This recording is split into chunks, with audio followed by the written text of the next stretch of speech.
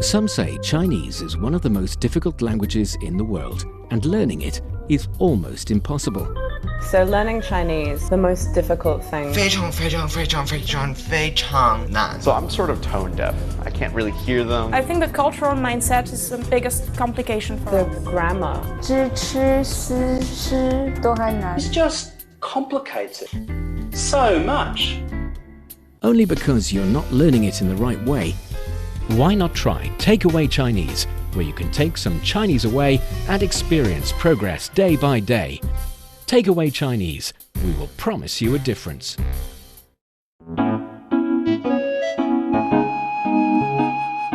你好，欢迎收听随行汉语 Welcome to Takeaway Chinese. I'm Niu Honglin, and joining me today is our very lovely Georgia Massad from France, and she is joining from online. Happy to have you.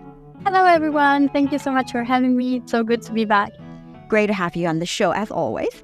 So, I was wondering, because you're in Europe, and I know it's not the same if you live there and work there and have a life there, but for me, Europe is a really good place to travel around. Just like I would assume China, in your opinion, is a really great place to travel around because there are so many different things, different culture, different food, of course, to, enjoy. But when you're traveling, what is your, let's say, habit when it comes to whether or not to hire a tour guide? Because the situation in China is that we use the same language. And yes, people have different accent, and some of them even have dialect. But actually, basically, we speak the same language, or at least we understand each other because we use Mandarin. And it's quite easy if we want to hire a tour guide to introduce us to the local situation. But in Europe, people use really different languages. And do you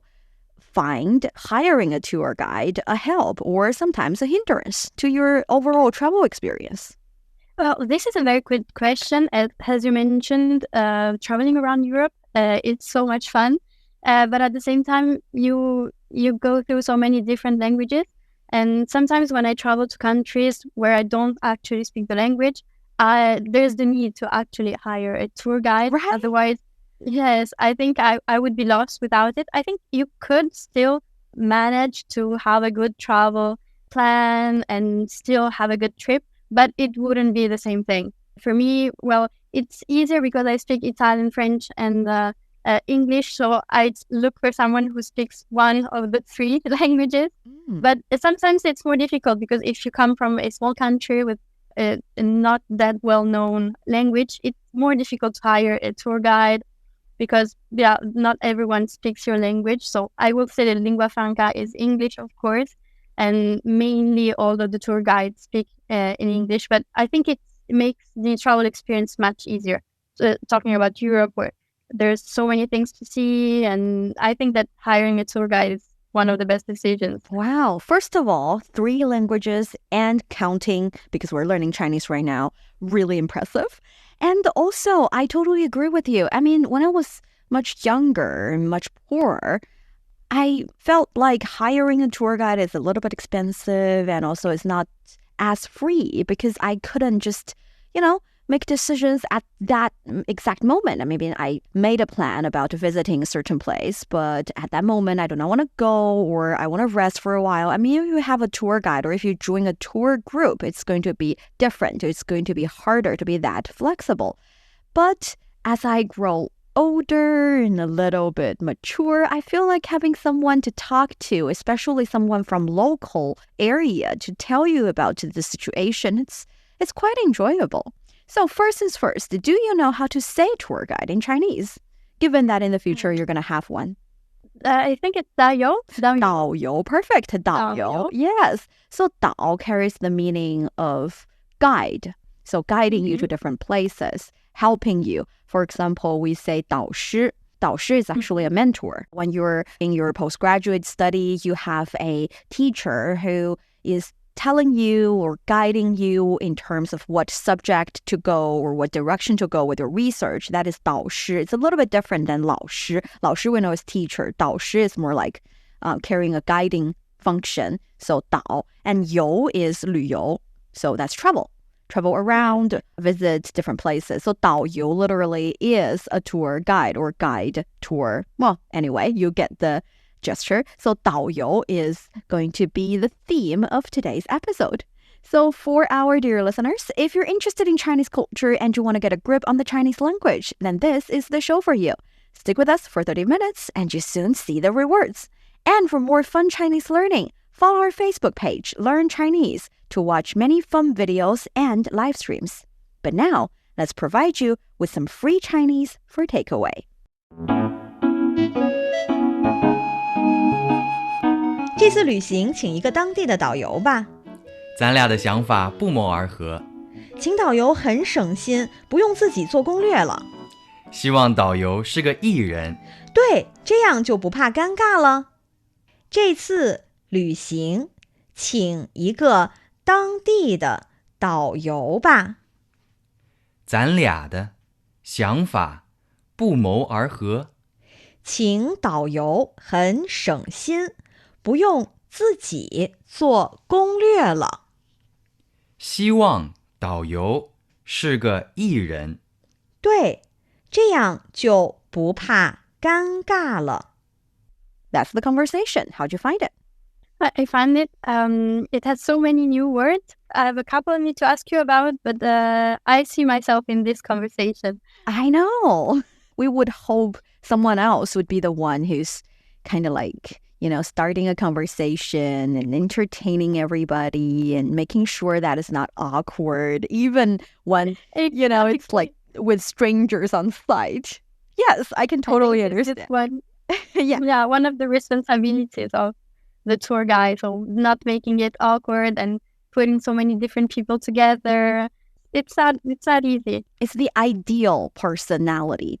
So let's crack the language and then talk about what makes a really good tour guide, I guess. For the first sentence, 这次旅行请一个当地的导游吧。So for this trip, let's hire a local tour guide. Exactly. So 这次 this one.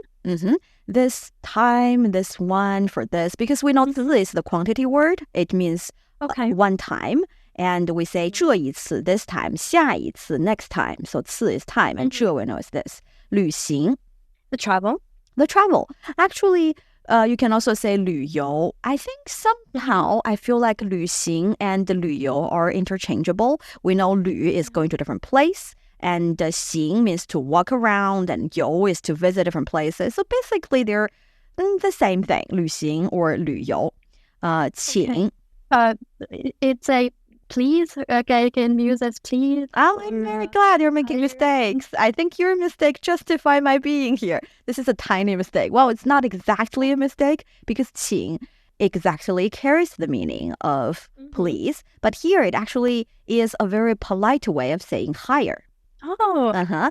We say 我们请一个化妆师. Let's hire a makeup artist to help us.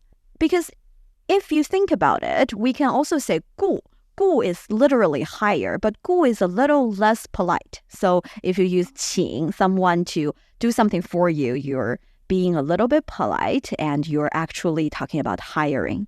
So 请. Oh, this is great. It carries to me the word of asking them politely. Right? It's so nice. And that's 请. So can you think of another example using the word 请 with this meaning? What some other occupation or some other profession you can 请? 我要请一个韩语老师. That's perfect. 我要请一个汉语老师. I'd like to hire, a Chinese teacher. Great. So that's 请. And of course, we know 一个. One. Yes. 当地. Local, from a local place. Exactly. 当地. Actually, 当 carries the meaning of that place or that time. Because if we say 当地, it's local. It's the place we're talking about. 当天, that day. So, for example, let's meet on Tuesday, and at that day, I will take you to a really delicious place. I can say, 我们周二见面吧。我当天会带你去一个很好吃的馆子. So, 当 carries the that kind of meaning. So it carries a very specific local place. Or exact time kind of meaning. So, 当地 would be local, yes. And 的 we know is apostrophe S, 导游. Our word of today. So local tour guide. Local tour guide. And 吧 bites to end the phrase. Yes, it's at the end of the sentence saying that it's a suggestion. Completed. Yes. So 我们下班吧. Let's get off work. So 吧 is like a suggestion. Perfect. 咱俩的想法不谋而合. That makes the two of us. We had the same idea. Yes. So 咱俩, the two of us. the two of us. Yes, you and I. Do you know another way of saying the you and I?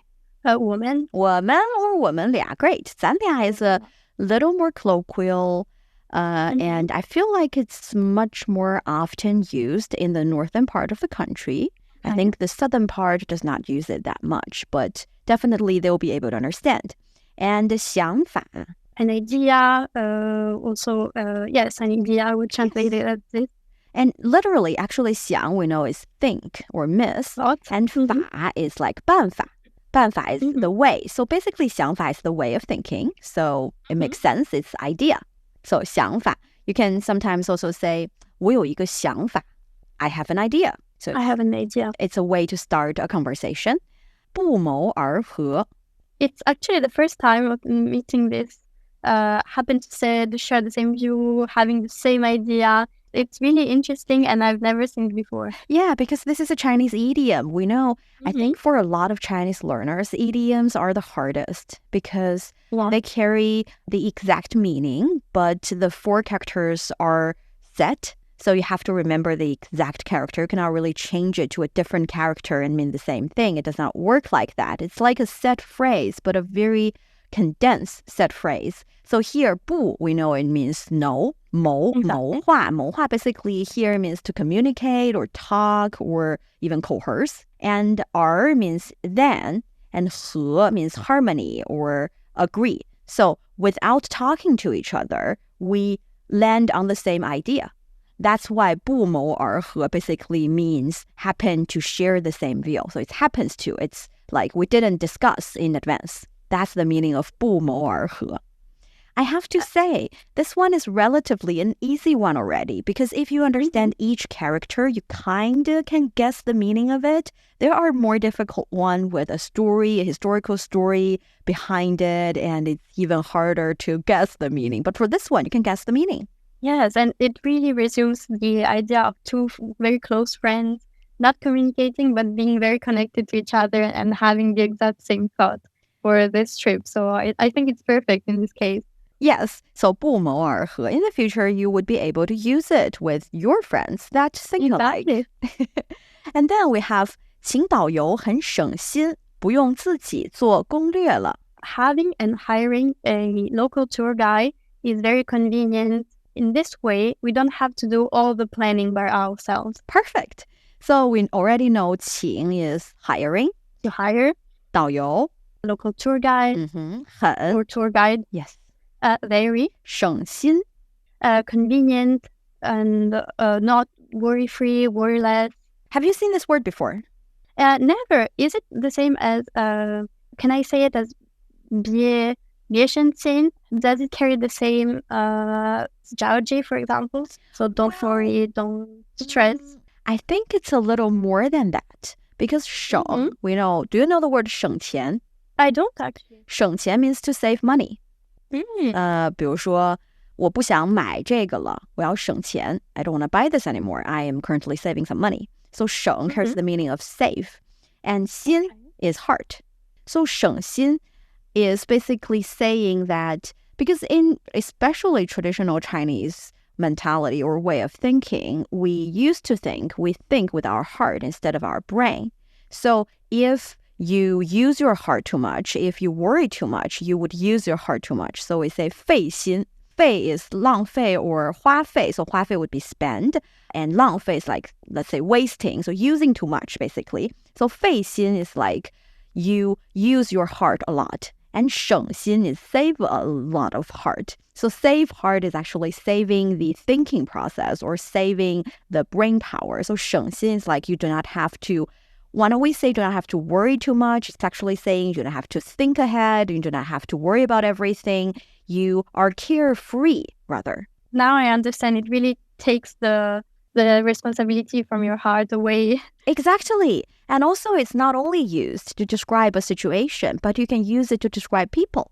You can say 这个孩子很省心。 The child is carefree. This child do not need too much worry from, for example, the teacher or from the parent. So we're not saying the kid is a carefree kid in terms that the kid is very happy and worrying about no things. It's like they do not worry other people. They do not bother other people. When you use 省心 to describe a person, it means that. And if you use 省心 to describe a situation, it means that it does not bring trouble to people. I will be using this word a lot now. This is a very useful word. I think one of my goal is to be a 省心的人. I do not want to bother other people. I hope things that are handed to me are taken care of correctly. I do not want to bother other people. So 我想做一个省心的人. 我也是. Yeah, that's the thing. So 省心. And then we have the word 不用. 不用, so no need. No need. 自己. Ourselves. It's great. Actually, 自己, if we want to translate it directly, of course, it means self. So 我自己, I myself, 你自己, you yourself. Yet here, I'm very glad you're using ourselves to explain 自己 here, because exactly it means that in the sentence. Because if we only say 自己, the sentence has no subject. That's the thing about the Chinese sentence or Chinese language. Sometimes you omit the subject or the object because you already know who you're talking to. It's a high context language and you're doing a really good job adding that subject in. I'm very glad. So here, of course, it's 自己, but it's ourselves. 做. To make, to plan in this case. We saw that the other episode, so to plan ahead and have a plan for the travel in this case. Exactly. 攻略. For those of you who do not understand the word perfectly, listen to the previous episode. You will find 做攻略 for a trip, 做攻略 for a game, and sometimes even 做攻略 for, let's say, a certain procedure that is relatively complicated. So 攻略. And then we have the sentence, 希望导游是个 E 人. I hope the tour guide will be an extrovert person. 希望. To hope. To hope. And of course, here it's the same situation. It's 我希望, I hope, but the 我 subject is omitted, which is fine in Chinese. 导游, we know, is tour guide. That's the key word. 是 is 个. Yes, 个 is the quantity word. And again, can you tell me why here it's 是个, not 是一个? Well, I think it's because it's omitted this time too. And it's clear that we're talking about the tour guide as a singular person. That is correct. Perfect, actually. And that's another phenomenon in the Chinese language. That is, if the number is 1, sometimes you omit the number, but you still use the quantity word. Sometimes I say, 我要吃晚饭. I'd like to have a bowl of rice. You don't have to say 我要吃一碗饭. You say 我要吃晚饭. 给我拿支笔. Hand me a pen. Again, there's no e, but there is the 知, the quantity word. So that's how you do it. In Chinese, omit 1. But it's only when the number is 1. Because if it's otherwise, you do not know how many you want. So that's the case. And 艺人. An extrovert person. For those of you who are not reading the script, which we posted in the explaining part of the episode, you might not notice or you might not understand. Actually, this E is the English letter E. So it is already a thing. It's already how Chinese people, especially the younger generation, talk. We sometimes have this phenomenon where we insert a English letter or English word into our daily life and make it a Chinese word in a way. So 艺人 is literally a B, C, D, E kind of person. 人 is person. And E here stands for extrovert. Can I ask you, how do you say the country? How do you say introvert? We say, well, can you guess? I don't know, actually. Introvert starts with I. So literally, we say 爱人. 爱人. Yeah. Sometimes you would just directly say, 我是个爱人,我不想去参加这个聚会. And that means? I'm an introvert. I don't want to attend that meeting. Yes. So 爱人 is an introvert and 艺人 is an extrovert. Perfect. So I think 艺人 is the perfect tour guide and not 爱人. I agree. Final sentence. 对. 这样就不怕尴尬了. Yes, correct. In this way, we don't have to worry about having some awkward moments. 对. Correct. Correct. Yes. You're agreeing to the other party. So do you know some other ways of agreeing to the other party, agreeing to the person you're talking to. Could I say 你的看法是对? Yes, you can say that, but that's a really long sentence. I was hoping you're going to say something like 是的 or 是呀. 是对. Yeah, see, that works as well, just like shorter version. But of course, yours is correct as well. And 这样, in this way. Actually, this is very, very useful because you're basically saying, you're using in this way to basically summarize the situation. And you're saying in this way, for example, I can say things like 这样做不对. So this way, it's not the correct way. It's not the correct way. Doing it this way is not right. So 这样做不对. You can also say 这样说不礼貌. How you said it, it's not very polite. Exactly. The way you said it, yes. Way. So it's not polite to say it like this. So basically, we're using 这样 plus the verb to show that doing this thing in this way. So to express that meaning. You can also say, for example, if you walk over this way, it's closer. Can you say that in Chinese? 这样走过去更近. Perfect. 这样走过去更近. So 这样走 means walk like this. 过去 over there. 更近 it's closer. So that's how you use it. You use 这样 plus the verb, and then that basically means doing it in this way. Great. Yes, this is very useful actually for a day-to-day conversation. Exactly. You can use it in a lot of scenarios, more than you can imagine. And 这样, in this sentence, we do not use a verb because in this sentence, we're talking about the situation, the whole situation. And we have 就.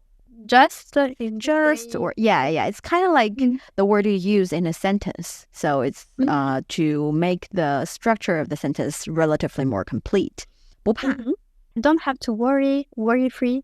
怕 in itself actually means to be afraid of. And 不怕, don't afraid of, don't worry about. 尴尬. Awkward moments, awkward situations. Yes. So 尴尬. Actually, in the Chinese, I would say, especially jargons on the internet, people started to say 尴尬症. 症 is a condition or even a syndrome. So people say when other people are not talking to each other, they say 我尴尬症都要犯了. It's like I'm having this symptom, having this situation of being really awkward. It's like a disease and I cannot deal with it. Something like that. So an awkwardness. So 尴尬症. But here it's 尴尬 awkward. So 这样就不怕尴尬了. We don't have to worry about being awkward or just like having awkward moments anymore. That's the perks of 艺人, I guess. All right. Do you have any questions towards today's conversation?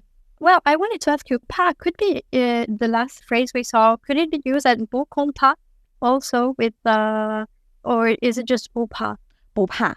I understand your confusion, but again, we say that Chinese is the language that really enjoys and like two-syllable words. So I understand because 恐怕, of course, is a correct Chinese word, but to be worried. Yes, to be worried, but we do not have 不恐怕. We just say 不怕. Okay. That's the thing. All right. It's something I really enjoy about Chinese language, how it's very single phrase and it's clear. I enjoy it so much. Oh, I'm very glad. Okay, so how about we try the conversation now? Perfect. Great, I'll go first. 这次旅行请一个当地的导游吧。咱俩的想法不谋而合。请导游很省心，不用自己做攻略了。希望导游是个艺人。对，这样就不怕尴尬了。You're listening to Takeaway Chinese with myself, Niu Hongli, and Georgia. We would love to hear from you. Send us your thoughts via email to learnchinese@cri.com.cn. Coming up next, let's talk about whether or not to hire a tour guide and what makes a really good tour guide. Don't go away, so you will take some Chinese away. Welcome back to Takeaway Chinese. I'm Niu Hongli, joined by Georgia online. I was wondering, Georgia, because in the very beginning of our conversation, we talked a little bit about the perks of hiring a tour guide. But in what situations, or let's say there are different situations. Sometimes I just want to enjoy a very relaxed city walk kind of experience. I do not want people to, I literally don't want people to talk to me about anything. I just want to walk in the city and experience it by myself. So what are some situations that you feel like hiring a tour guide is so much better than not hiring one? Well, I completely agree with you. Sometimes I think it really depends, but first on your mood as a group or as a solo traveler in the city you're visiting. I think you can just do a little bit of both. I think that one of my best travel experiences was having a tour guide for one day and maybe just travel, also getting lost, having this. Getting lost is fun. Getting lost somewhere. But at the same time, I think that without a tour guide for, I don't know, you can also hire a tour guide only for a museum visit or for a specific stroll around the city. I think that without it, the experience wouldn't be complete. But also having the possibility of being alone, exploring by yourself, and discovering new places that maybe even the tour guide doesn't know about. It's very important. So I think a mix of the two would be the perfect thing. In Chinese, we have this expression, 有利有弊.有利有弊. Yes, 有 means have. 利 is like the perks, the pros, and 弊 is the cons. So it means that it's a two-edged sword, or it has the good side as well as the bad side. And I think it's the situation for whether or not to hire a tour guide. It's basically your own decision. And if you're really wealthy, having a lot of money or a really great budget for this tour, of course, hiring someone to help you with everything, and maybe if even giving you a tailor-made experience, you can tell them what you want. You do not have to share this tour guide with any other people. It can be really nice. So that's the thing about tour guides. And actually here in the Chinese, let's say, internet, there has been this very interesting tour guide, or very, let's say, I would even say a renowned, great tour guide. He would only take you to the very authentic local places, and he would even ask the shop owners to give you a discount because they know each other. And that's the great tour guide I would want to hire. So in your opinion, what makes a really good tour guide? What are you looking for tour guides? Well, I think the story of Xiaoqi, he would be my perfect tour guide, because as you mentioned before, when you're a tourist, when you don't speak the language, especially, you're in a very vulnerable situation. You don't know maybe how prices should be, how higher compared to your own country. And many, many times we have all heard stories of people getting scammed from tour guides that had been hired. So I think this really puts people in a non-trusting tour guide situation, which is, it's kind of sad. And I'm really happy that right now the situation is slowly changing and people are having more trust in tour guides. And these tour guides, such as Xiaoqi, are emerging more and more. So I think that it really makes the travel experience a lot more relaxing, stress-free, and it's something you want as a tourist, not to feel too vulnerable or being afraid of getting scammed. So I think that the perfect tour guide is someone who really recommends you good places with good prices. And I think Xiaoqi is the perfect one. I would love to. I agree with you. And also here in China, because this year, more and more people started to go to different traveling destinations. They are embracing the possibility and the experience of traveling, and the travel market is really seeing a great increase. Also, with the development of internet, more and more people are able to share their stories, their 攻略, share their traveling experience, share their recommendations for 好的导游 on the internet. So people are facing more choices and are enjoying traveling much more. So hopefully, when you come here to China and start traveling around, I can be your 导游, or we can hire a really good one and travel together. I would love to. And that brings us to the end of today's Takeaway Chinese. I'm Niu Honglin with Georgia Mosset from online. And for more episodes of the show, you can visit our website at radio.cgtn.com and go to the column podcast. You can also listen to the show and read the script there. Find us wherever you listen to your favorite podcasts. Just search for Takeaway Chinese. Don't forget to leave your questions, comments, and ratings. 我们下次再见。